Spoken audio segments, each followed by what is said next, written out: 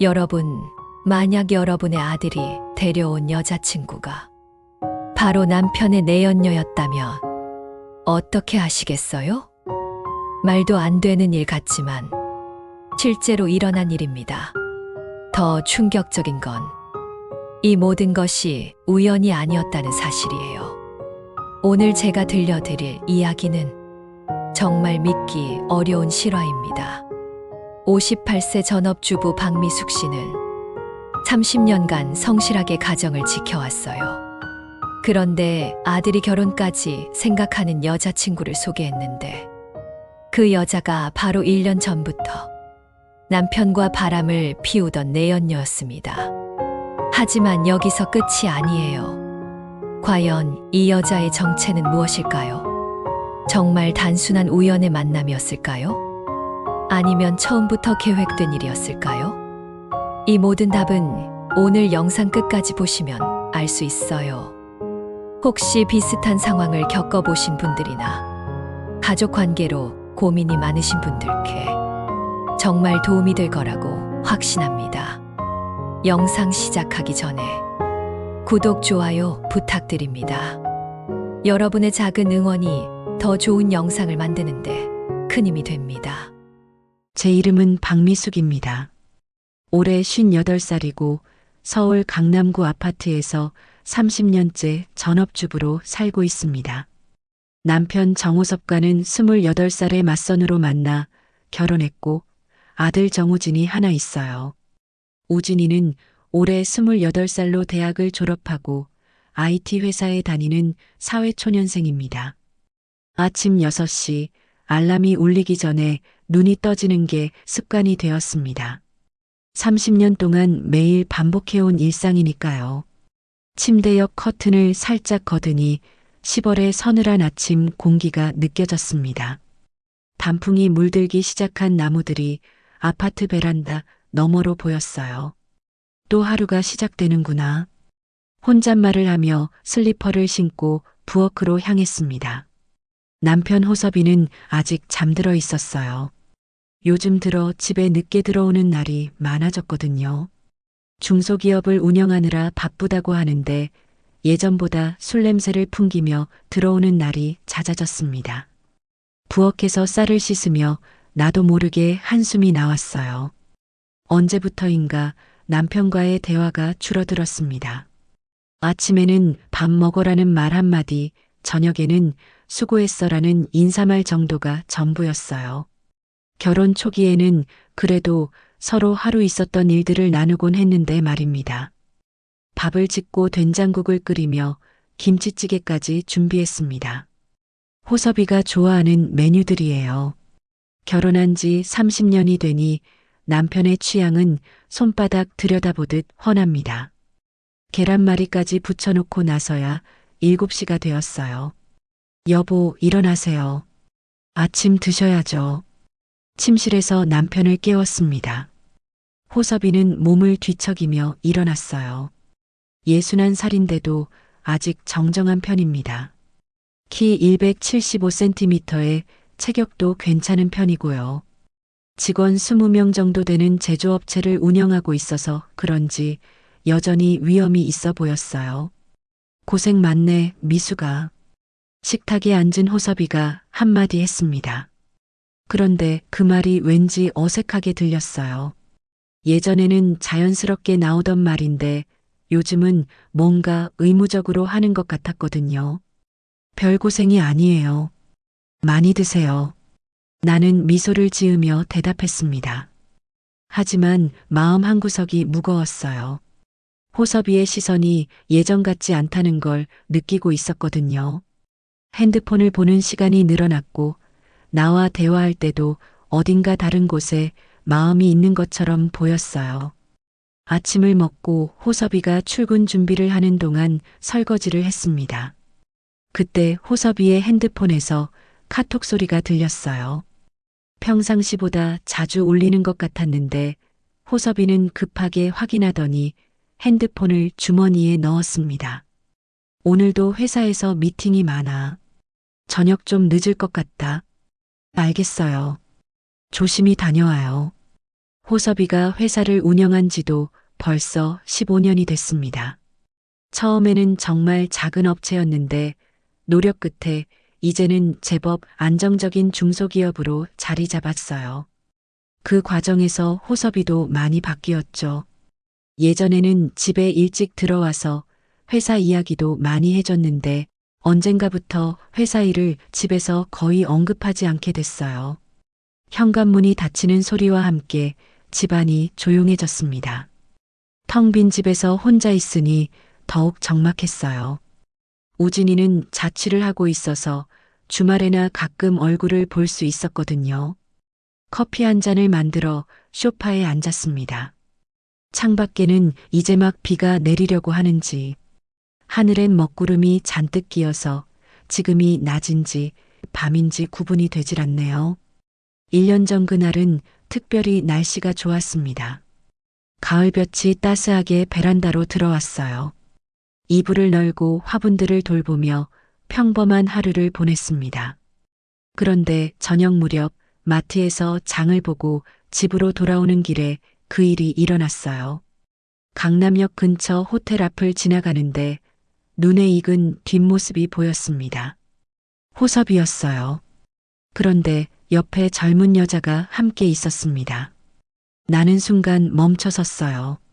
설마 하는 마음에 조심스럽게 가까이 다가갔죠. 여자는 20대 후반으로 보이는 예쁜 사람이었습니다. 긴 생머리에 키도 크고 세련된 원피스를 입고 있었어요.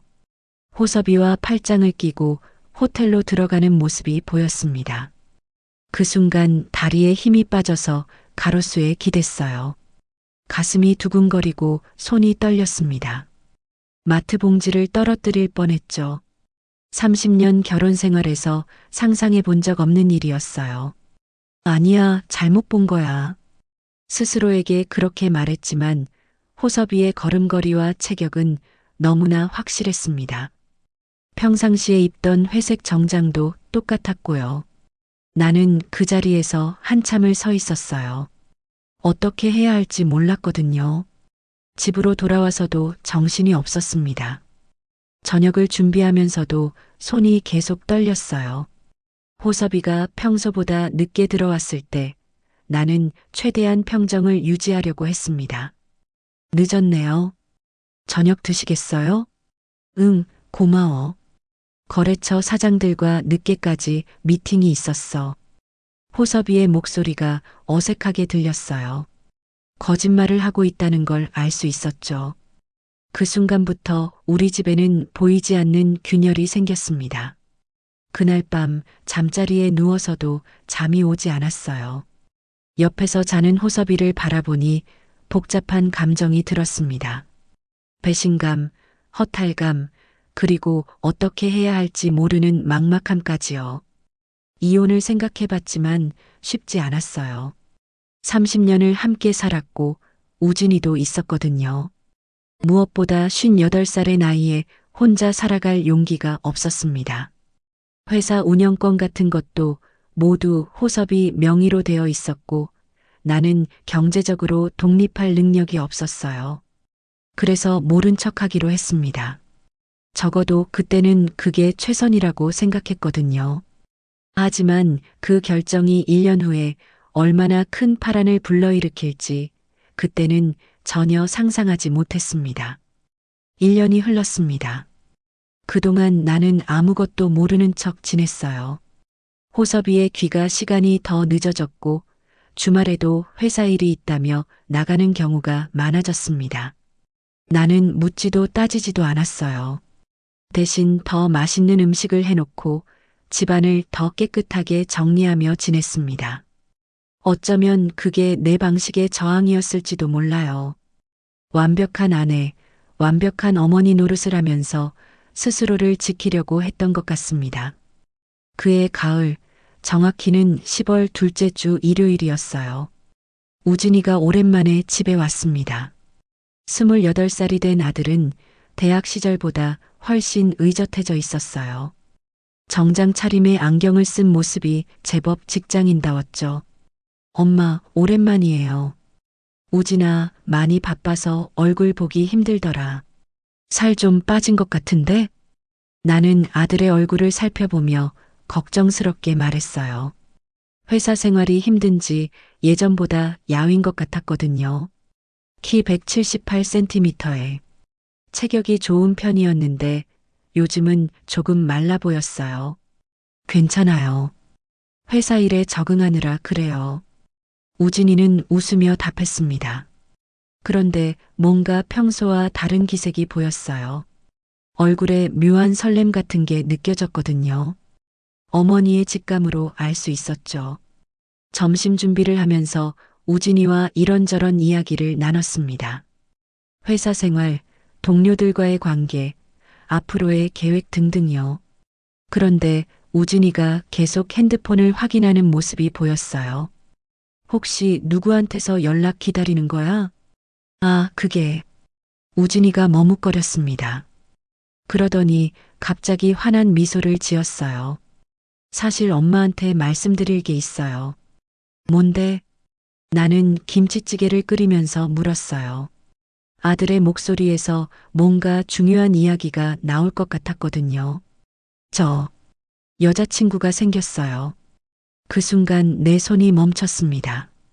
국자를 들고 있던 손이 살짝 떨렸어요. 우진이가 28살이니까 충분히 그럴 나이였지만 막상 들으니 마음이 복잡했거든요. 기쁘기도 하고 서운하기도 하고요. 정말? 언제부터? 3달 정도 됐어요. 카페에서 만났는데 정말 좋은 사람이에요. 우진이의 얼굴이 환하게 밝아졌습니다. 사랑에 빠진 남자의 표정이었어요. 결혼하기 전 호섭이를 처음 만났을 때의 설렘이 떠올랐죠. 그래, 어떤 여잔데? 이름은 서연이고 27살이에요.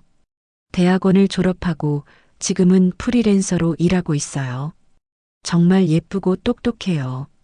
우진이가 여자친구 이야기를 할 때는 목소리까지 달라졌어요. 평소보다 한 톤 높아지고 말도 빨라졌죠. 첫사랑의 설렘이 고스란히 느껴졌습니다. 서연이? 이름이 예쁘네. 어떤 아가씨길래 우리 아들을 이렇게 설레게 할까? 사진 있으면 엄마 좀 보여줄래? 네, 잠깐만요. 우진이가 핸드폰을 꺼내 사진을 보여줬습니다. 화면에 나타난 여자를 보는 순간 나는 깜짝 놀랐어요. 길고 윤기 나는 검은 머리와 큰 눈, 하얀 피부가 인상적이었습니다. 27살이라고 하는데도 어려 보였어요. 그런데 어쩐지 어디선가 본 듯한 얼굴이었습니다. 정말 예쁘네. 우진이 복 많다. 나는 억지로 미소를 지으며 말했습니다. 그런데 마음 한구석에서 뭔가 불안한 기분이 스쳤어요.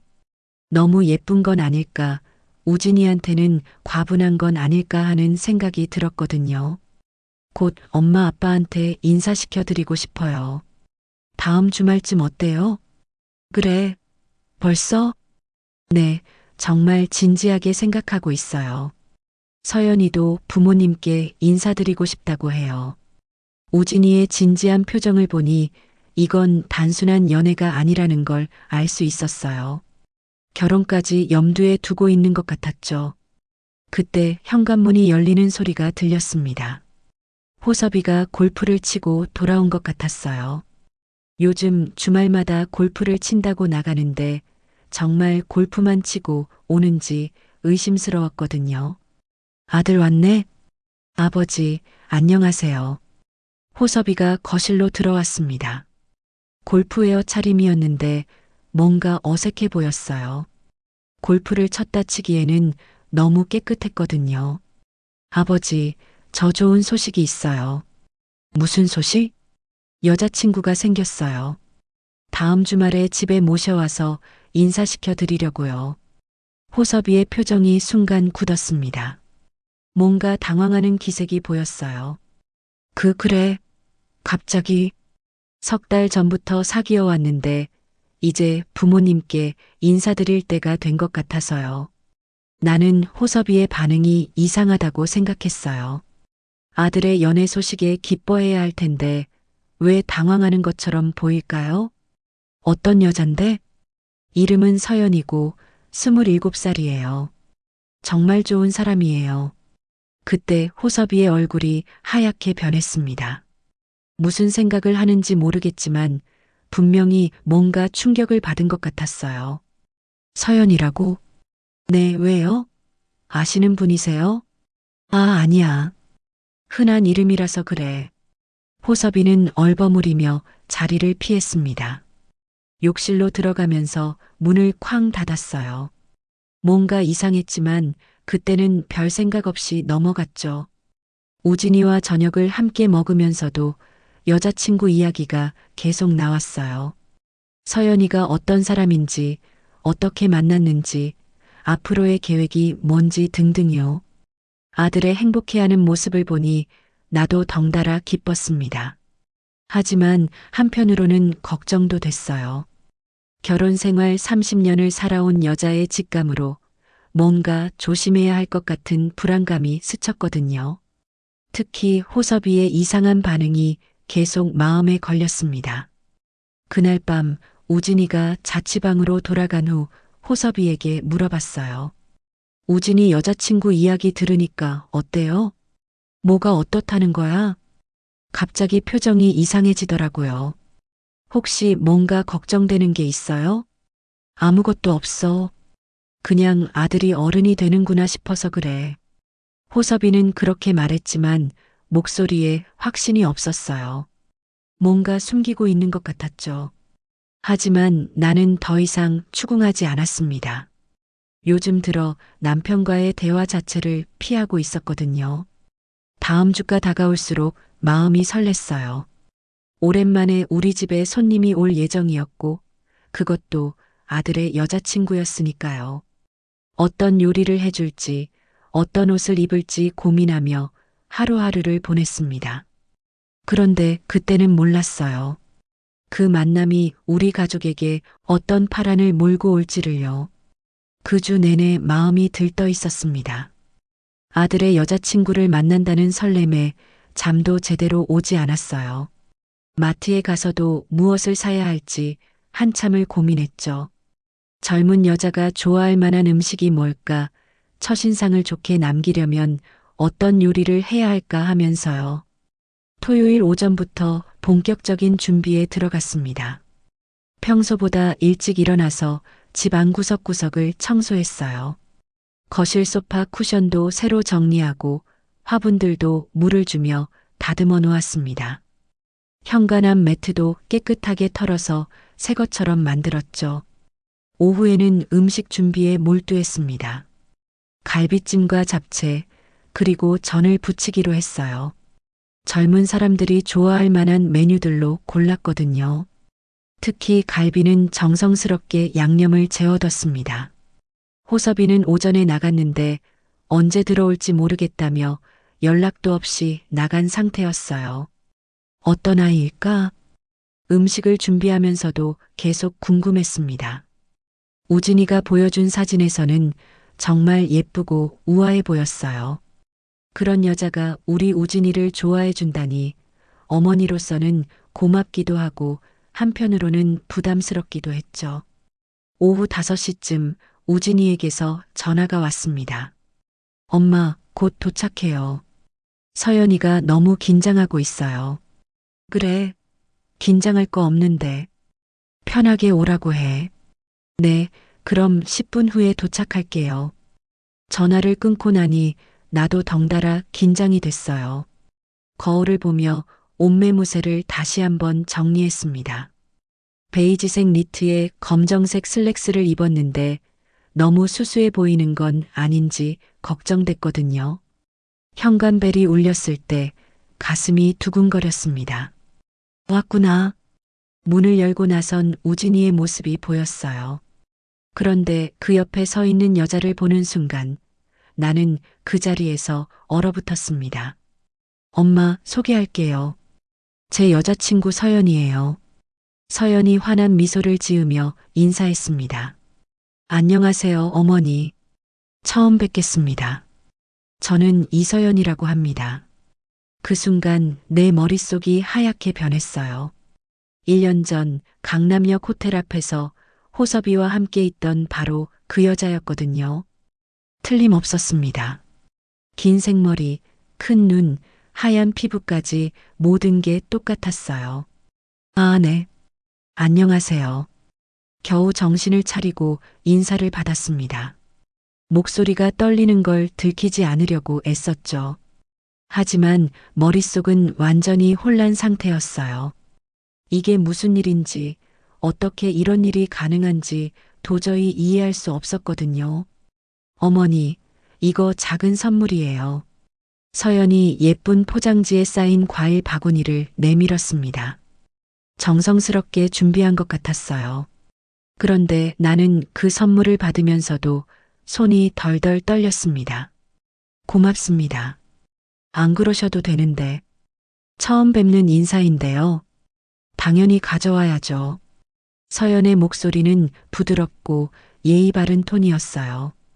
완벽한 예비 며느리의 모습이었죠. 하지만 내게는 그 모든 게 가짜로 느껴졌습니다. 어서 들어오세요. 거실로 안내하면서도 정신이 없었어요. 이 상황을 어떻게 받아들여야 할지, 뭐라고 말해야 할지 모르겠더라고요. 우진이는 전혀 모르는 상황인데 내가 진실을 말할 수는 없잖아요. 와, 집이 정말 아늑하고 따뜻해 보여요. 우진이가 이런 곳에서 자랐구나 싶어요. 서연이 거실을 둘러보며 감탄했습니다. 자연스러운 칭찬이었지만 내 귀에는 연기하는 것처럼 들렸어요. 고맙습니다. 앉으세요. 차라도 한 잔 드실까요? 네, 감사합니다. 서연이 소파에 앉는 모습을 보니 더욱 확신이 섰습니다. 1년 전 그날의 기억이 선명하게 되살아났어요. 호섭이와 팔짱을 끼고 호텔로 들어가던 바로 그 여자가 맞았거든요. 부엌에서 차를 준비하면서도 머릿속이 복잡했습니다. 이게 우연의 일치일까요? 아니면 서연이가 의도적으로 우진이에게 접근한 걸까요? 그런데 왜? 무슨 목적으로? 엄마, 아버지는 언제 오세요? 우진이가 물었습니다. 아버지는 곧 오실 거야. 나는 얼버무리며 답했어요. 호섭이가 서연을 보면 어떤 반응을 할지 궁금하기도 하고 두렵기도 했거든요. 차를 내오면서 서연을 자세히 관찰했습니다. 27살이라고 하는데 정말 어려 보였어요. 화장도 자연스럽게 했고 옷차림도 단정했습니다. 완전히 순수한 여대생 같은 모습이었죠. 우진이한테서 어머니 이야기 많이 들었어요.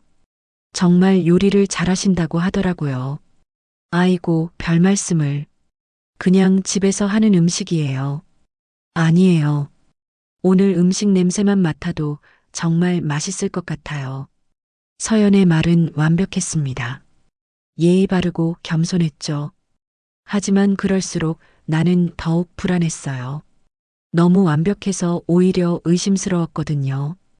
그때 현관문이 열리는 소리가 들렸습니다. 호섭이가 들어온 것 같았어요.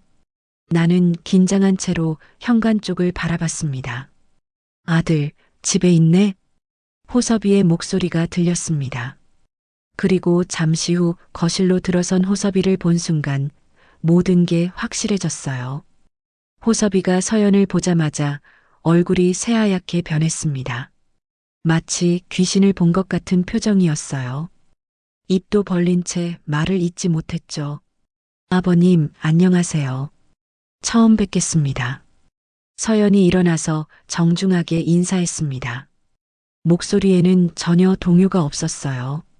마치 호섭이를 처음 보는 것처럼 자연스러웠죠. 아, 네. 안녕하세요. 호섭이는 겨우 인사말을 했지만 목소리가 떨리고 있었습니다. 나와 눈이 마주쳤을 때는 당황한 기색이 역력했어요. 아버지, 제 여자친구 서연이에요. 말씀 많이 드렸잖아요. 우진이가 자랑스럽게 소개했습니다. 전혀 눈치채지 못한 채로요. 그래. 서연이라고 했지? 네, 이서연입니다. 호섭이와 서연 사이에 묘한 기류가 흘렀습니다. 서로 알고 있다는 걸 숨기려는 듯한 어색함이 느껴졌어요. 하지만 우진이는 전혀 알아차리지 못했죠. 어서 앉으세요. 곧 저녁 준비할게요. 나는 이 상황에서 벗어나고 싶어서 부엌으로 향했습니다. 그런데 다리에 힘이 없어서 비틀거릴 뻔했어요. 부엌에서 음식을 차리면서도 손이 계속 떨렸습니다. 갈비찜을 그릇에 담는데 국물이 흘러내렸어요. 집중할 수가 없었거든요. 거실에서는 우진이가 서연에게 이런저런 이야기를 하는 소리가 들렸습니다. 회사 생활 얘기, 취미 얘기 등등요. 서연은 적절하게 맞장구를 치며 대화를 이어갔어요. 우진이 어렸을 때 정말 귀여웠을 것 같아요. 맞아요. 지금도 귀엽다고 생각하는데 말이죠. 우진이의 웃음소리가 들렸습니다. 행복해하는 아들의 모습을 보니 가슴이 아팠어요. 이 모든 것을 어떻게 말해야 할까요? 저녁 준비됐어요. 식탁으로 오세요. 겨우 음성을 가다듬고 불렀습니다. 네 사람이 식탁에 앉는데 분위기가 무겁게 느껴졌어요. 우진이만 혼자 들떠있고 나머지는 모두 어색했죠. 와, 정말 맛있어 보여요. 이렇게 정성스럽게 준비해 주시다니. 서연이 감탄했습니다. 그런데 나는 그 말을 들으면서 소름이 돋았어요. 1년 전부터 내 남편과 바람을 피운 여자가 지금 내 앞에서 아들의 여자친구로 앉아 있다는 사실이 믿기지 않았거든요. 많이 드세요. 나는 최대한 평정심을 유지하려고 했습니다. 하지만 속으로는 온갖 생각이 들끓었어요. 서연의 진짜 목적이 뭘까? 우진이를 정말 사랑하는 걸까? 아니면 다른 계획이 있는 걸까? 식사하는 동안 서연은 완벽한 며느리감처럼 행동했습니다. 반찬을 칭찬하고 예의 바르게 대화하고 우진이를 다정하게 챙겼어요. 연기라면 정말 훌륭한 연기였죠. 어머니, 정말 맛있어요. 우진이가 부러워요. 고맙습니다. 나는 겨우 미소를 지었지만 마음속으로는 분노가 치밀어 올랐습니다. 어떻게 이런 일이 일어날 수 있을까요? 내 아들이 아버지의 내연녀와 사귀고 있다니요. 그 순간 서연과 눈이 마주쳤습니다. 짧은 순간이었지만 그녀의 눈에서 묘한 미소를 읽을 수 있었어요. 마치 알고 있다는 듯한, 그리고 어떻게 하시겠느냐는 듯한 도전적인 눈빛이었죠. 나는 그 순간 확신했습니다. 이 모든 게 우연이 아니라는 걸요. 식사를 마치고 나서도 그 기묘한 분위기는 계속됐습니다. 우진이만 혼자 들떠서 이런저런 이야기를 했지만 나머지 세 사람은 각자 다른 생각에 빠져 있었어요. 특히 호섭이는 계속 불안한 기색을 보였죠. 엄마, 설거지는 제가 도와드릴게요.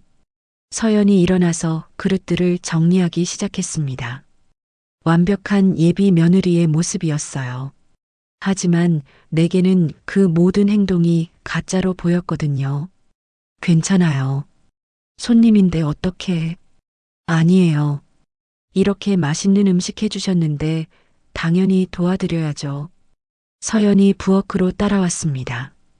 그리고 우진이와 호섭이가 보이지 않는 곳에서 갑자기 목소리를 낮춰 말했어요. 어머니, 혹시 저희가 어디서 만난 적 있는 것 같지 않으세요? 그 순간 내 손이 멈췄습니다. 설거지하던 그릇을 놓칠 뻔했어요. 서연이 드디어 본색을 드러내기 시작한 것 같았거든요. 무슨 말이에요? 나는 최대한 침착하게 답하려고 했습니다. 하지만 목소리가 약간 떨리는 걸 어쩔 수 없었어요. 아, 제가 착각한 것 같네요. 어머니께서 너무 친근하게 느껴져서요. 서연이 미소를 지었습니다. 그런데 그 미소가 섬뜩했어요. 마치 모든 걸 알고 있다는 듯한, 그리고 나를 시험해 보는 듯한 미소였거든요. 거실에서는 우진이와 호섭이가 대화하는 소리가 들렸습니다. 아버지, 서연이 어떠세요? 마음에 드세요? 응. 그래. 좋은 분 같아. 호섭이의 목소리가 심하게 어색했어요. 뭔가 극도로 긴장하고 있다는 게 느껴졌거든요. 저희 결혼 생각도 하고 있어요. 물론 아직 이른 얘기지만요. 그 말을 들은 순간 부엌에서 그릇 깨지는 소리가 났습니다. 내가 손에 들고 있던 접시를 떨어뜨린 거였어요. 어머니, 괜찮으세요? 서연이 재빨리 달려왔습니다. 그런데 그녀의 표정에서 묘한 만족감 같은 걸 읽을 수 있었어요. 괜찮아요. 실수했네요. 나는 떨어진 접시 조각들을 주워 담으면서 말했습니다. 우진이와 호섭이도 부엌으로 왔어요. 엄마, 다치지 않으셨어요? 괜찮다. 그냥 미끄러졌나 봐. 조심하세요. 제가 치울게요. 우진이가 빗자루를 가져와서 바닥을 쓸기 시작했습니다. 그 모습을 보니 더욱 마음이 아팠어요. 이렇게 착한 아들이 이런 상황에 휘말리다니요. 정리를 마치고 다시 거실로 돌아왔을 때 분위기가 더욱 어색해져 있었습니다. 호섭이는 계속 핸드폰을 보고 있었고 서연은 우진이와 대화를 나누고 있었어요. 시간이 갈수록 이 상황이 더욱 힘들어졌습니다. 우진이는 여자친구 자랑에 여념이 없었고 서연은 완벽한 연기를 계속했어요. 하지만 가끔씩 나와 호섭이를 번갈아 보는 시선이 섬뜩했죠. 그때 서연이 갑자기 시계를 보더니 말했습니다. 아, 벌써 이런 시간이네요. 슬슬 일어나야겠어요. 벌써? 조금만 더 있다가 우진이가 아쉬워했습니다. 아니야. 첫 만남인데 너무 늦게까지 있으면 실례가 될 것 같아요. 서연이 일어나면서 나에게 인사했습니다. 어머니, 오늘 정말 맛있는 음식 해주셔서 감사했어요. 다음에 또 뵙겠습니다. 네, 조심히 가요.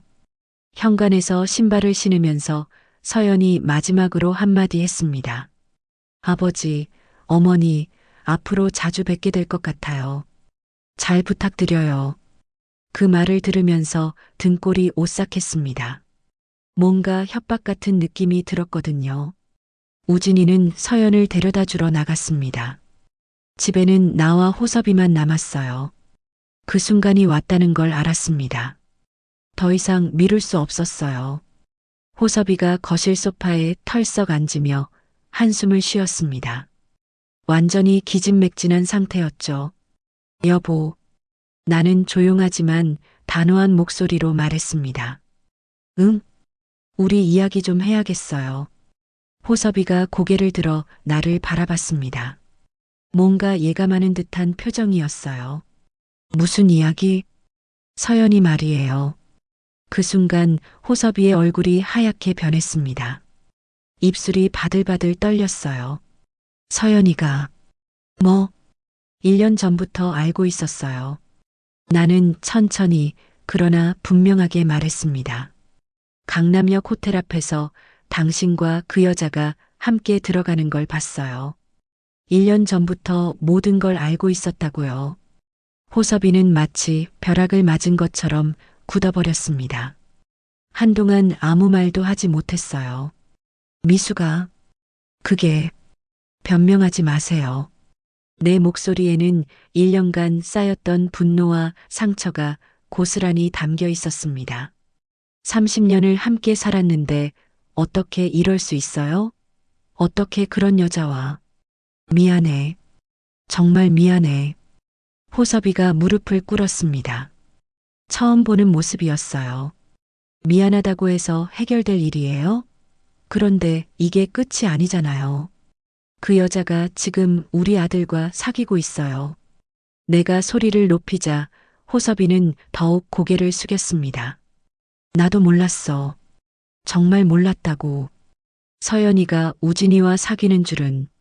몰랐다고요? 정말 우연이라고 생각해요? 그게 나도 이상하다고 생각했어. 하지만 설마가 아니라 계획된 일이에요. 그 여자가 의도적으로 우진이에게 접근한 거라고요. 나는 더 이상 참을 수 없었습니다. 1년간 혼자 삭혔던 모든 감정이 폭발했어요. 당신 때문에 우리 아들이 이런 일에 휘말렸어요. 어떻게 책임질 거예요? 미수가 제발. 우진이는 모르게 해줘. 내가 알아서 정리할게. 정리요? 어떻게 정리할 건데요? 우진이는 지금 그 여자와 결혼까지 생각하고 있어요. 호섭이의 얼굴이 더욱 창백해졌습니다. 그건 그렇게 되기 전에 내가 서연이랑 끝낼게. 확실히 정리할게. 정말 그럴 수 있어요? 그래야 하잖아. 우진이를 위해서라도. 나는 호섭이를 바라보며 말했습니다. 우진이는 절대 이 사실을 알아서는 안 돼요. 절대로요. 우리 아들이 아버지의 내연녀와 사귀고 있었다는 사실을 안다면 평생 상처받을 거예요. 알고 있어. 나도 그게 제일 걱정이야. 그럼 당신이 책임지고 깨끗하게 정리하세요. 서연이든 누구든 우진이한테서 떼어놔야 해요. 호섭이는 고개를 끄덕였습니다. 하지만 그 표정에서는 확신이 보이지 않았어요. 쉽지 않을 거야. 서연이가 그냥 순순히 물러날 사람이 아닌 것 같아. 그게 무슨 뜻이에요? 오늘 보니까 뭔가 계산적인 면이 있는 것 같아. 단순히 우진이를 좋아해서 접근한 게 아닐 수도 있어. 나는 소름이 돋았습니다. 내가 느꼈던 불안감이 맞았던 거예요. 그럼 더욱 빨리 정리해야 해요. 우진이가 더 깊이 빠지기 전에요. 그래, 내가 어떻게든 해볼게. 하지만 호섭이의 목소리에는 전혀 자신감이 없었습니다. 오히려 더 큰 문제에 휘말릴 것 같은 불안감만 느껴졌어요. 여보, 뭐요? 정말 미안해. 이런 일이 생길 줄은 몰랐어. 나는 호섭이를 바라봤습니다.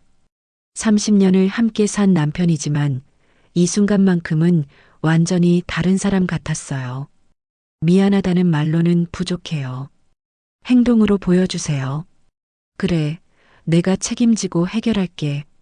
우진이는 절대 상처받지 않게 할게. 그날 밤 우리는 각자 다른 방에서 잠들었습니다. 나는 안방에, 호섭이는 거실 소파에서요.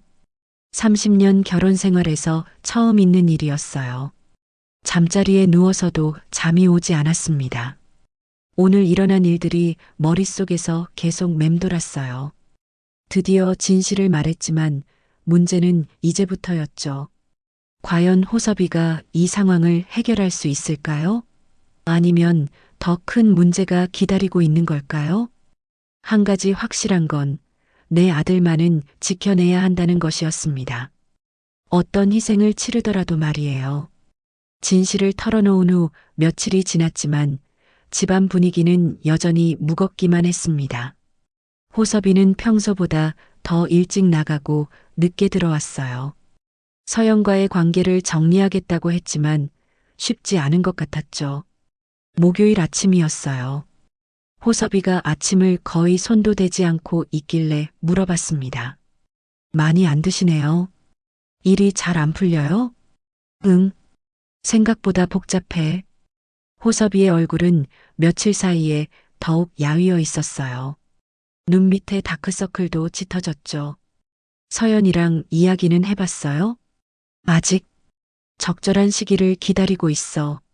적절한 시기요? 언제까지 기다릴 건데요? 우진이는 매일 그 여자 이야기만 해요. 그때 호섭이의 핸드폰이 울렸습니다.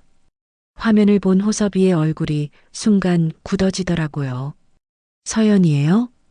호섭이는 고개를 끄덕이며 전화를 받았습니다. 응, 서연아. 전화 너머로 여자의 목소리가 들렸지만 뭐라고 하는지는 알 수 없었어요. 하지만 호섭이의 표정이 점점 어두워지는 걸 볼 수 있었죠. 지금 갑자기 왜? 상대방이 뭔가 강하게 말하는 것 같았습니다. 호섭이는 한동안 듣기만 하다가 작은 목소리로 답했어요. 알겠어. 1시간 후에 그곳으로 갈게. 전화를 끄는 호섭이는 깊은 한숨을 쉬었습니다.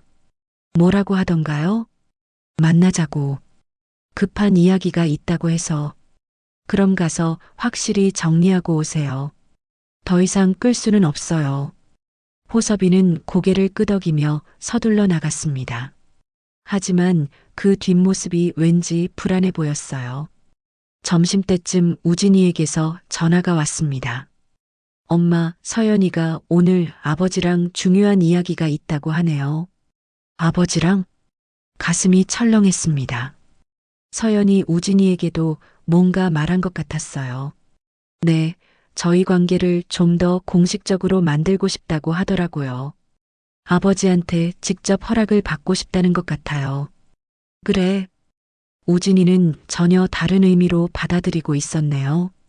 순수한 내 아들은 여자친구가 정식으로 인사하려는 것으로만 생각하고 있었어요. 우진이의 행복한 목소리를 들으니 가슴이 아팠습니다. 곧 모든 게 무너질 텐데 말이에요. 오후 4시쯤 호섭이에게서 전화가 왔습니다. 미수가, 나 좀 늦을 것 같아. 목소리가 완전히 변해 있었어요. 마치 큰 충격을 받은 것 같았죠. 무슨 일이에요? 서연이랑 이야기는 잘 됐어요? 그게 복잡해졌어? 나중에 집에서 이야기할게. 복잡해졌다니요? 무슨, 지금은 말할 수 없어. 일단 끊을게. 전화가 뚝 끊어졌습니다. 뭔가 심상치 않은 일이 벌어진 것 같았어요. 저녁 8시가 넘어서야 호섭이 돌아왔습니다. 얼굴이 완전히 하얗게 질려 있었어요. 마치 혼이 빠진 것 같았죠. 무슨 일이 있었어요? 호섭이는 소파에 털썩 앉으며 머리를 감싸 쥐었습니다. 망했어. 완전히 망했어. 무슨 소리예요? 대체 무슨 일이? 서연이가 협박을 해. 협박이요? 나는 옆에 앉으며 물었습니다. 예상했던 일이지만 막상 듣고 보니 충격적이었어요. 우진이를 이용해서 나를 협박하고 있어. 모든 걸 우진이한테 폭로하겠다고. 호섭이의 목소리가 떨렸습니다. 뭐라고 했는데요? 당신 아들이 날 사랑해요. 내가 모든 걸 폭로하면 어떻게 될까요? 아들이 아버지의 내연녀와 사귀었다는 사실을 알게 되면 얼마나 충격받을까요? 라고 하더라고. 나는 소름이 돋았습니다. 서연의 계획이 이런 것이었다니요. 그래서 뭘 원한다고 했어요? 돈을 요구해. 얼마나요? 호섭이가 한참 동안 말을 못하더니 간신히 입을 열었어요. 20억. 뭐라고요? 나는 믿을 수 없다는 듯이 물었습니다. 20억을 달라고 해. 그러면 우진이한테서 깨끗하게 손을 떼겠다고. 20억이면 우리 집이랑 회사를 다 팔아도 어려운 돈인데 그걸 모를 리 없잖아. 그래서 더 무서운 거야. 서연이가 우리 재산 규모를 다 알고 있어. 호섭이는 머리를 쥐어뜯으며 말했습니다. 처음부터 계획된 일이었어. 내게 접근한 것도 우진이한테 접근한 것도 모든 게 이 돈을 뜯어내기 위해서였다고. 그럼 거절하면 되잖아요. 거절하면 우진이한테 모든 걸 폭로하겠다고 해. 아니, 그것뿐만 아니라. 호섭이가 말을 멈췄습니다. 그것뿐만 아니라 뭐요? 우진이랑 결혼까지 하겠다고 해. 정식으로 우리 가족이 되어서 평생 괴롭히겠다고. 나는 등골이 오싹해졌습니다. 이런 악독한 계획을 세울 수 있다니요. 그런 말도 안 되는 협박에 넘어가면 안 돼요. 하지만 우진이가 알게 되면 어떻게 해? 내 아들이 아버지의 내연녀와 사귀었다는 사실을 알게 되면. 호섭이의 목소리에서 절망이 느껴졌습니다. 그럼 정말 돈을 줄 생각이에요? 다른 방법이 없어. 우진이를 지키려면 그 돈을 어디서 구할 건데요? 호섭이는 한참 동안 말을 못하다가 작은 목소리로 답했어요. 회사 자금을 일시적으로 써야 할 것 같아. 회사 자금을요? 그건 횡령이에요. 다른 방법이 없어. 나중에 갚으면 되니까. 나중에 갚는다고요? 20억을요? 나는 호섭이를 믿을 수 없다는 듯이 바라봤습니다. 일단 급한 불부터 끄고 봐야지. 서연이가 일주일 시간을 줬어. 그때까지 돈을 마련하지 못하면. 그러면 뭔데요? 우진이랑 정말로 결혼을 하겠다고 해. 나는 머리가 어지러웠습니다. 이런 말도 안 되는 상황이 벌어지다니요. 그 여자가 정말 악마 같은 여자네요. 내가 바보였어. 처음부터 함정이었는데. 그날 밤 우진이에게서 전화가 왔습니다. 엄마, 서연이가 아버지랑 좋은 이야기 나눴다고 하네요. 그래. 네, 저희 관계를 정말 진지하게 생각해 주신다고 하셨대요. 부모님 두 분 다 좋은 분들이라고 칭찬도 하고요. 우진이의 밝은 목소리를 듣고 있으니 가슴이 찢어질 것 같았어요. 우진아. 네. 진실을 말하고 싶었지만 할 수 없었어요. 내 아들이 받을 충격을 생각하면. 아니야, 별거 아니야. 일찍 자거라. 네, 그럼 안녕히 주무세요. 전화를 끊고 나서 호섭이를 바라봤습니다. 이제 어떻게 할 거예요? 모르겠어. 정말 모르겠어. 호섭이는 완전히 무너져 있었습니다. 서연의 완벽한 계획에 걸려든 거였어요. 그날 밤 잠들기 전에 호섭이가 말했습니다. 미수가 미안해. 내가 잘못해서 이런 일이. 지금 미안하다고 해봤자 뭐해요? 어떻게 해결할 건지나 생각해봐요. 하지만 마음속으로는 알고 있었어요. 이 상황이 쉽게 해결될 리 없다는 걸요. 다음 날 아침 호섭이는 더욱 초라한 모습이었습니다. 밤새 잠을 못 잔 것 같았어요. 회사에 가서 일단 어떻게 할 수 있는지 알아볼게. 정말로 회사 돈에 손 뗄 생각이에요? 다른 방법이 있으면 말해봐. 우진이를 지킬 수 있는 다른 방법이 있으면. 나는 할 말이 없었습니다. 우리는 완전히 서연의 함정에 빠져버린 거였으니까요. 호섭이가 나간 후 혼자 남아서 생각했습니다. 과연 이런 식으로 문제가 해결될 수 있을까요? 아니면 더 큰 파국이 기다리고 있는 걸까요? 한 가지 확실한 건 서연이라는 여자가 단순한 내연녀가 아니라 치밀한 계획을 세운 사기꾼이라는 사실이었어요. 서연의 협박이 시작된 후 일주일이 흘렀습니다. 그 사이 호섭이는 완전히 다른 사람이 되어 있었어요. 아침마다 일찍 나가서 밤늦게 들어오는 생활이 반복되었죠. 회사에서 뭔가 바쁜 일을 처리하고 있는 것 같았는데 구체적으로 무엇을 하는지는 말해주지 않았어요. 한편 우진이는 완전히 반대였습니다. 요즘 들어서는 거의 매일 전화를 걸어와서 서연이 이야기만 했어요. 모든 대화가 여자친구 자랑으로 시작해서 여자친구 자랑으로 끝났죠. 엄마, 서연이가 어제 직접 요리를 해줬어요. 토요일 오후 우진이가 들뜬 목소리로 말했습니다. 그래, 뭘 해줬는데? 김치찌개랑 계란말이요. 정말 맛있게 잘하더라고요. 엄마만큼은 아니지만요. 우진이의 웃음소리를 듣고 있으니 가슴이 저려왔습니다. 이렇게 행복해하는 아들을 보니 더욱 괴로웠어요. 우진아, 너무 성급하게 생각하지는 마라. 연애는 천천히 하는 거야. 엄마, 저 진짜 서연이랑 결혼하고 싶어요. 그 말을 듣는 순간 숨이 막혔습니다. 결국 이런 말까지 나오게 됐네요. 결혼이라니. 아직 사귄 지 얼마 안 됐잖아. 석 달이면 짧지 않죠. 그리고 서연이도 같은 마음이래요. 곧 정식으로 프로포즈할 생각이에요. 나는 휴대폰을 꽉 쥐었습니다. 손이 떨려서 제대로 잡을 수가 없었어요. 우진아, 엄마가 보기에는 좀 서두르는 것 같은데. 왜요? 혹시 서연이가 마음에 안 드세요? 그런 게 아니라 결혼은 신중하게 결정해야 하는 거잖아. 엄마도 아버지랑 맞선 보고 금세 결혼했잖아요. 저희도 마찬가지예요. 서로 마음이 통하면 되는 거 아닌가요? 우진이의 말에는 확신이 가득했습니다. 정말로 서연을 사랑하고 있는 것 같았어요. 그 순수한 마음을 생각하니 더욱 가슴이 아팠죠. 그래, 알겠다. 하지만 조금만 더 생각해 보렴. 네, 하지만 마음은 이미 정해졌어요. 전화를 끊고 나서 한동안 멍하니 앉아 있었습니다. 어떻게 이런 상황이 벌어질 수 있을까요? 내 아들이 그 악독한 여자를 진심으로 사랑하고 있다니요.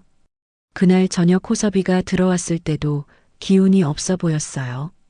얼굴이 더욱 야위어 있었고 걸음걸이도 무거웠죠. 오늘도 늦었네요.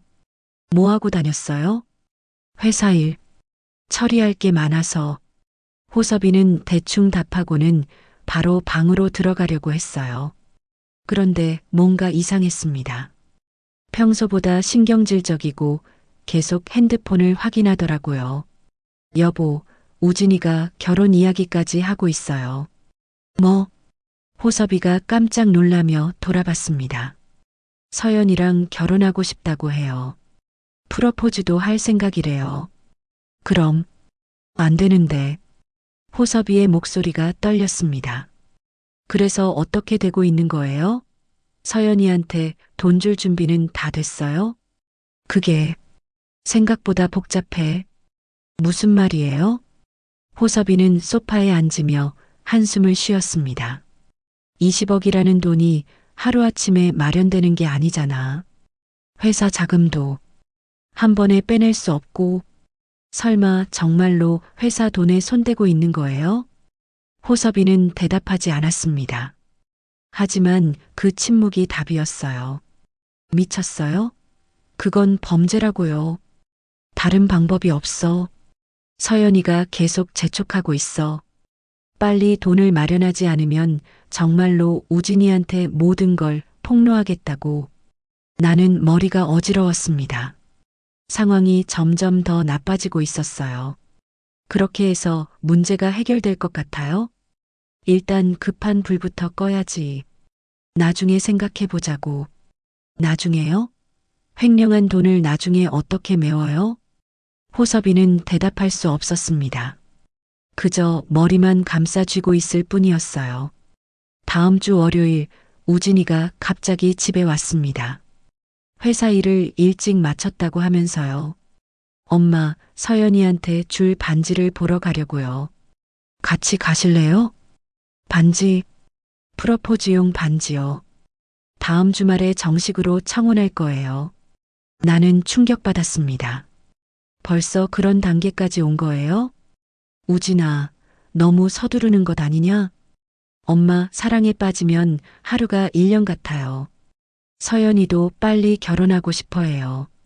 우진이의 얼굴에는 행복이 가득했습니다. 이런 모습을 보니 더욱 괴로웠어요. 반지는 비싼 걸로 살 생각이니? 네, 서연이가 좋아할 만한 걸로요. 평생 한 번뿐인 프로포즈니까요. 그때 문득 궁금해졌습니다. 우진이가 그런 비싼 반지를 살 돈이 있을까요? 돈은 어떻게 할 거야? 내 적금으로 충분해? 적금이랑 보너스 모아둔 걸로요. 부족하면 대출도 받아야죠. 대출까지? 우진이의 순수한 마음을 보니 더욱 마음이 아팠습니다. 자신이 사랑하는 여자가 사실은 돈을 노린 사기꾼인 줄도 모르고 있으니까요. 화요일 오후 호섭이의 회사에서 전화가 왔습니다. 격리를 담당하는 김 대리였어요. 사모님, 죄송하지만 사장님 연락이 되세요? 왜요? 무슨 일이에요? 그게 회계 관련해서 좀 급한 일이 있어서요. 사장님이 계속 연락이 안 되거든요. 김 대리의 목소리에서 뭔가 불안한 기색이 느껴졌습니다. 무슨 급한 일인데요? 전화로는 직접 사장님한테 말씀드려야 할 것 같은데요. 전화를 끊고 나서 불안한 마음이 들었습니다. 설마 남편이 정말로 회사 돈에 손을 대고 있는 건 아닐까요? 저녁 때 호섭이가 들어왔을 때 김대리 이야기를 했더니 얼굴이 하얗게 변하더라고요.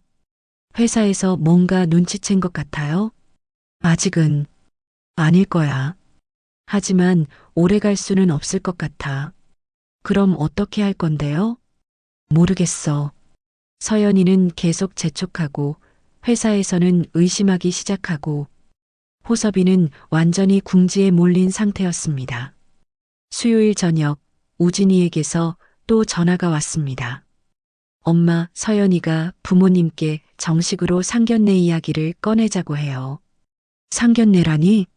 네, 이제 결혼을 진지하게 준비해야 한다고 하네요. 이번 주말에 양쪽 부모님이 만나면 어떨까요? 나는 말문이 막혔습니다. 서연이 얼마나 치밀한지 새삼 깨달았어요. 우진이를 완전히 자신의 손아귀에 넣고 있었거든요. 아직은 너무 이른 것 같은데. 왜요? 저희는 이미 마음이 정해졌는데요. 그래도 좀 더 신중하게. 엄마, 혹시 서연이가 정말 마음에 안 드세요? 아니면 다른 이유가 있나요?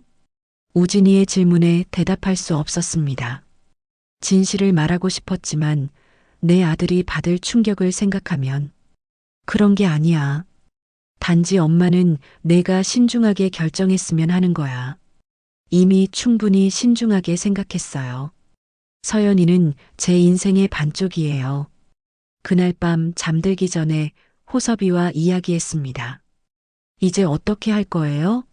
우진이는 상견례까지 이야기하고 있고 회사에서는 의심하기 시작하고 모르겠어.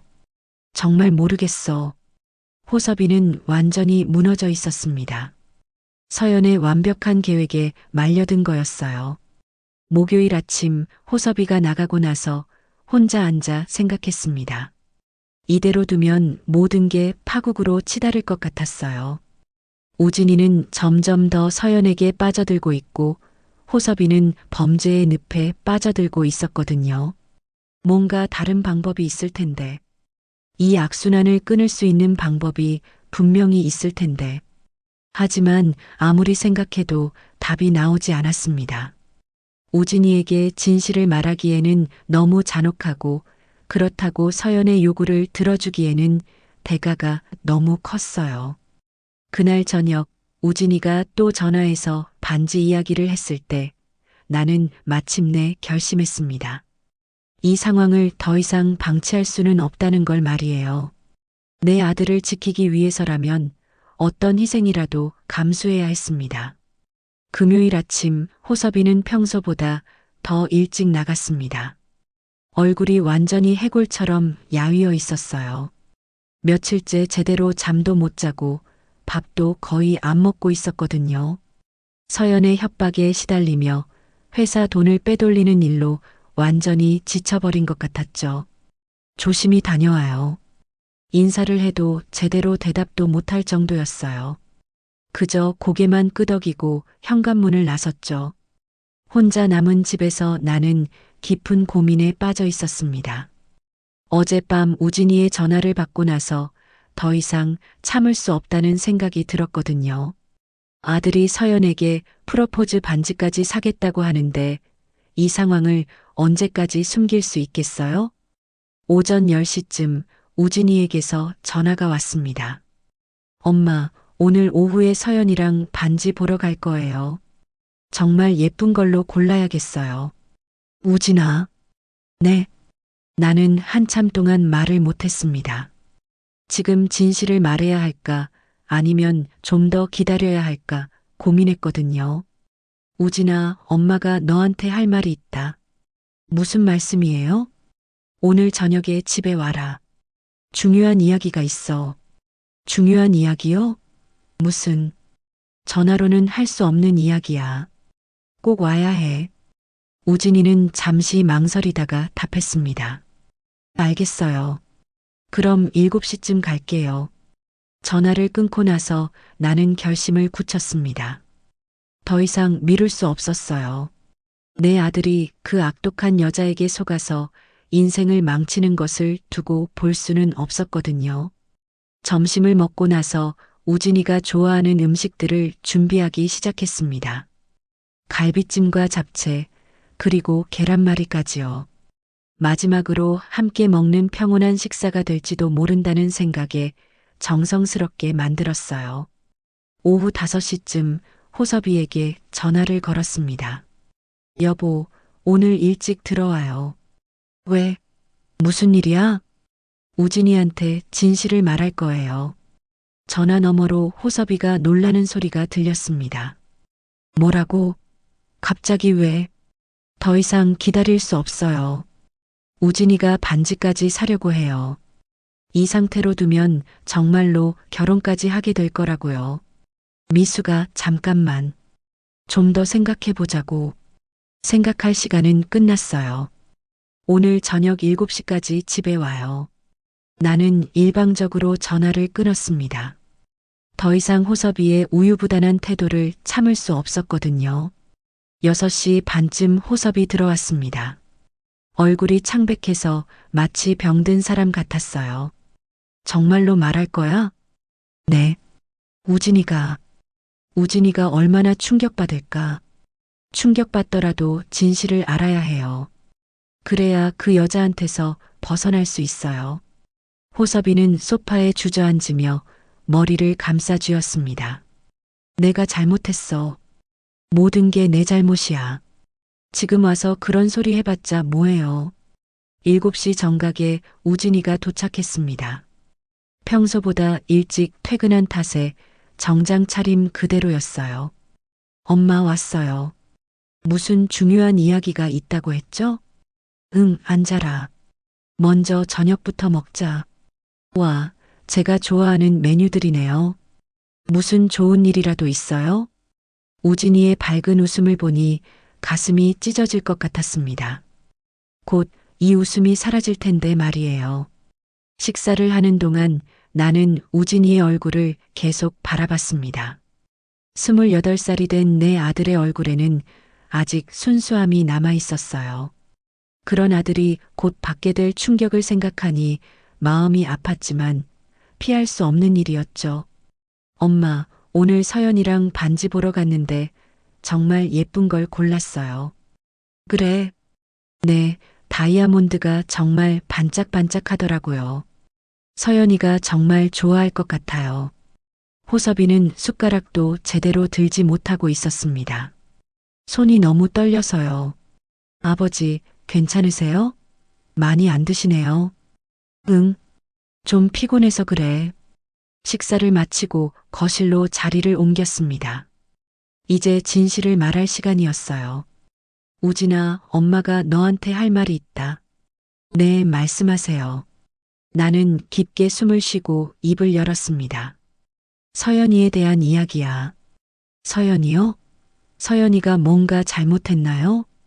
우진아, 엄마가 하는 말을 끝까지 들어라. 중간에 끊지 말고. 우진이의 표정이 조금씩 굳어지기 시작했습니다. 뭔가 심각한 이야기가 나올 것 같다는 걸 눈치챈 것 같았어요. 서연이는 내 아버지의 내연녀다. 그 순간 거실이 완전히 조용해졌습니다. 우진이는 마치 무슨 말인지 이해하지 못한다는 듯이 나를 바라봤어요. 뭐라고 하셨어요? 1년 전부터 내 아버지와 바람을 피우고 있던 여자야. 그 여자가 지금 너랑 사귀고 있어. 우진이의 얼굴에서 혈색이 사라졌습니다. 입술이 파르르 떨렸어요. 말도 안 돼요. 그럴 리가 없어요. 엄마가 직접 봤어. 1년 전 강남역 호텔 앞에서 내 아버지와 그 여자가 함께 들어가는 걸 봤다고. 거짓말이에요.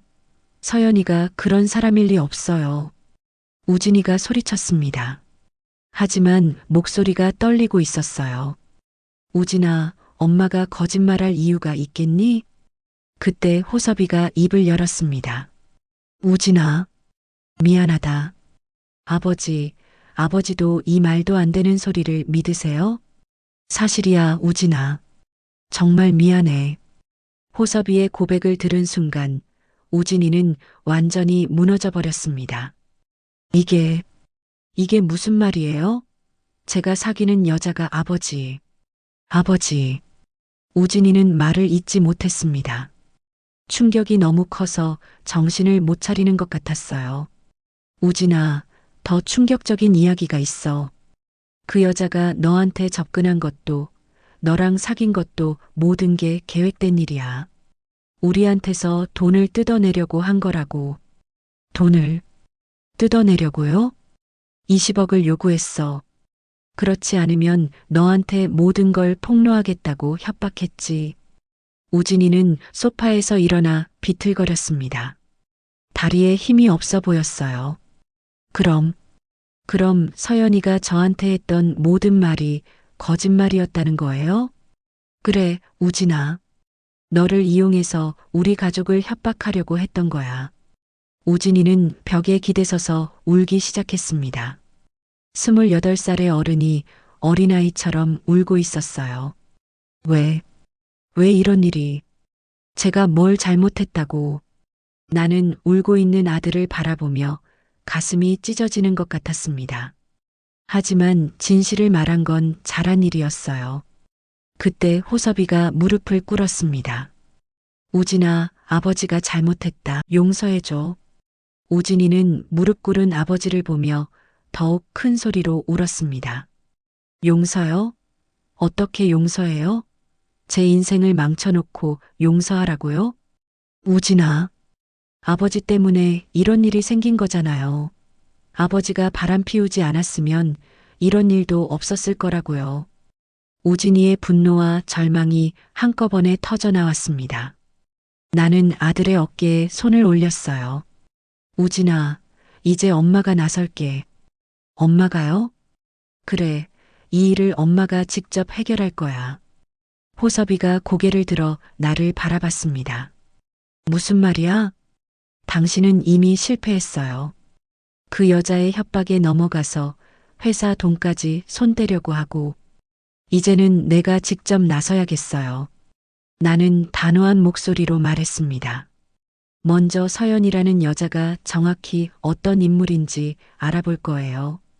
뒷조사를 해서 약점을 찾아낼 거고요. 뒷조사요? 우진이가 놀란 듯 물었습니다.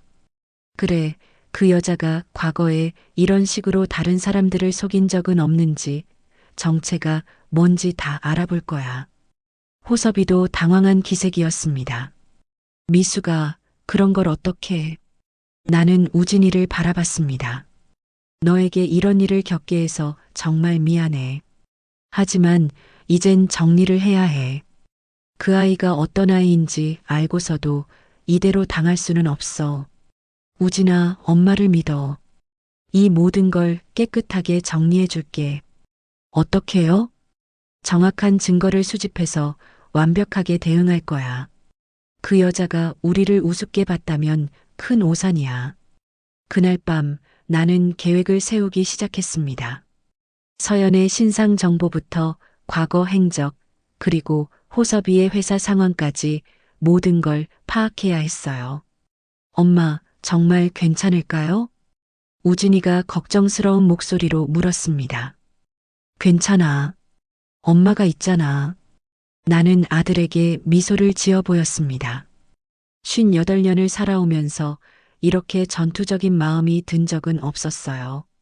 하지만 내 가족을 지키기 위해서라면 어떤 것도 할 수 있었거든요. 서연이라는 여자가 우리 가족을 호락호락한 상대로 봤다면 이제 그 생각을 바꿔줘야겠어요. 나 박미숙이 어떤 여자인지 보여줄 시간이었습니다.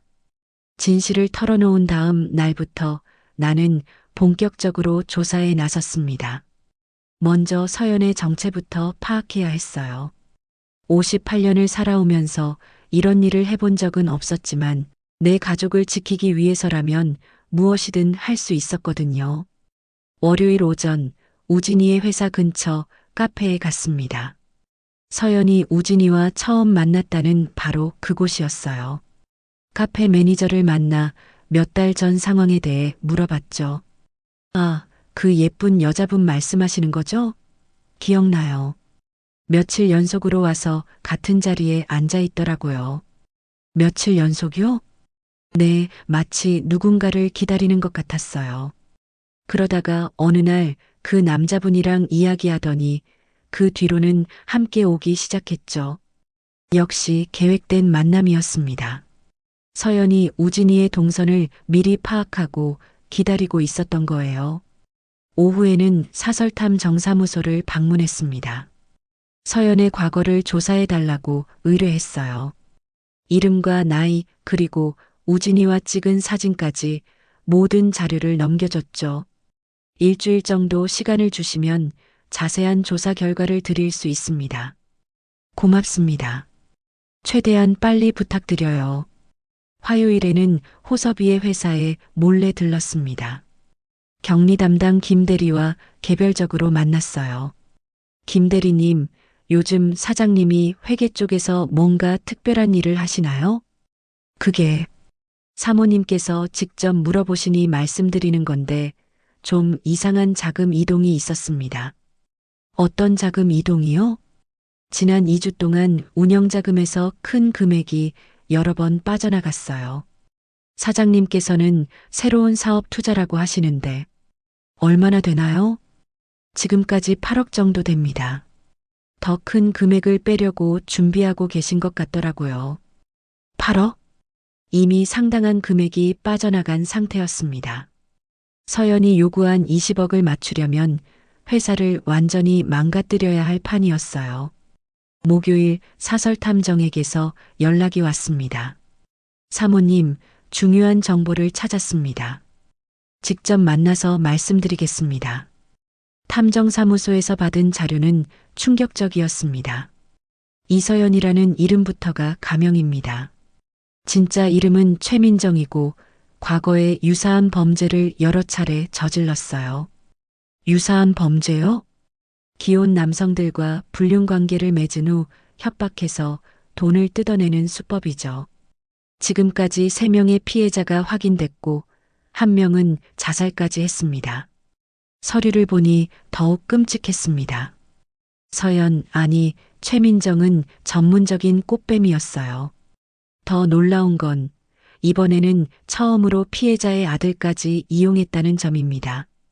수법이 더욱 교묘해진 거죠. 그날 오후 서연의 또 다른 피해자를 만났습니다. 50대 중반의 남성이었는데 완전히 인생이 망가진 상태였어요. 그 여자 때문에 회사도 잃고 가족도 잃었습니다.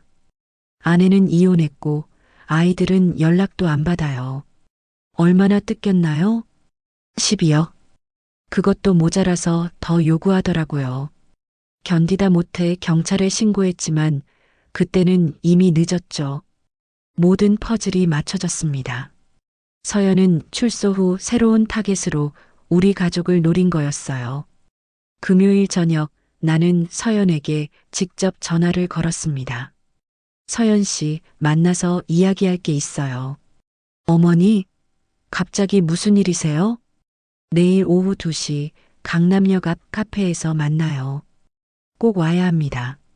토요일 오후 약속 장소에 서연이 나타났습니다. 평소의 순수한 모습은 온데간데 없고 경계심 가득한 표정이었어요. 어머니, 무슨 일이시죠? 앉으세요, 최민정 씨. 그 순간 서연의 얼굴이 하얗게 변했습니다. 뭐라고 하셨어요? 최민정. 당신의 진짜 이름 맞죠? 나는 준비해온 서류들을 테이블 위에 펼쳤습니다. 서연의 전과 기록, 다른 피해자들의 진술서, 그리고 호섭이의 횡령 증거까지 모든 것이 있었어요. 어떻게 당신이 우리를 호락호락한 상대로 봤다면 오산이었어요. 결국 서연은 모든 걸 포기했고 나는 즉시 경찰에 신고했습니다. 일주일 후 서연은 사기 및 협박죄로 구속됐고 호섭이도 횡령죄로 기소됐습니다. 그리고 나는 또 다른 중요한 결정을 내렸어요. 법정에서 호섭이와 마주했을 때였습니다. 미수가 정말 미안해. 용서해줘. 호섭이가 눈물을 흘리며 사과했지만 내 마음은 이미 결정되어 있었어요. 용서는 할 수 있을지도 몰라요. 하지만 다시는 함께 살 수 없어요. 뭐라고? 이혼할 거예요. 호섭이의 얼굴이 하얗게 변했습니다. 미수가 제발 한 번만 더 기회를. 30년이었어요. 30년 동안 당신만 믿고 살았는데 당신은 다른 여자와 바람을 피웠어요. 처음 그 사실을 알았을 때 나는 정말 죽고 싶었어요. 더구나 그 사실을 가슴에 묻겠다고 결정을 내렸을 땐 나의 자존감은 바닥이었어요. 근데 이제 그 일이 내 아들을 건드렸어요. 더 이상은 안 되겠어요. 그때 당신과 헤어졌어야 했는데 내가 왜 그런 바보 같은 결정을 했는지 모르겠어요. 우진이는 어떻게 해? 우리 가족은? 우진이는 이미 어른이고 이제는 내가 내 인생을 책임질 거예요. 이혼 절차는 생각보다 복잡했지만 내 의지는 확고했습니다. 특히 재산분할에서는 변호사의 도움을 받았습니다. 사모님의 경우 특별한 상황입니다. 남편의 범죄로 인한 이혼이고 사모님이 30년간 가정을 지키며 회사 성장에 기여했으니까요. 결과적으로 회사 지분의 70%와 집, 그리고 기타 자산의 대부분이 내게 돌아왔습니다. 호섭이는 집행유예를 받았지만 더 이상 회사를 운영할 수 없게 됐거든요. 사모님이 회사를 이끌어 가시는 게 맞습니다. 그동안 실질적으로 많은 일을 도와주셨잖아요. 직원들도 내 편에서 서줬어요. 김 대리를 비롯한 임직원들은 오히려 안도했습니다. 사장님보다 사모님이 더 꼼꼼하고 신뢰할 수 있어요. 이혼이 확정된 후 호섭이는 작은 원룸으로 이사했습니다. 마지막 날 짐을 싸는 호섭이를 바라보니 복잡한 기분이 들었어요. 여보, 제발 한 번만 더 기회를 줘. 두 번의 기회는 없어요. 나는 이제 새로 시작할 거예요. 미수가, 안녕히 가세요. 건강하게 사세요. 나는 돌아서서 더 이상 뒤돌아보지 않았습니다. 우진이는 처음에는 부모님의 이혼을 받아들이기 힘들어했어요. 엄마, 정말 이렇게까지 해야 해요? 우진아, 엄마도 인생이 있어. 남은 인생을 당당하게 살고 싶어. 하지만 내가 걱정하지 마. 엄마는 이제 더 강한 사람이 됐으니까. 몇 달 후 우진이도 내 결정을 이해하게 됐습니다.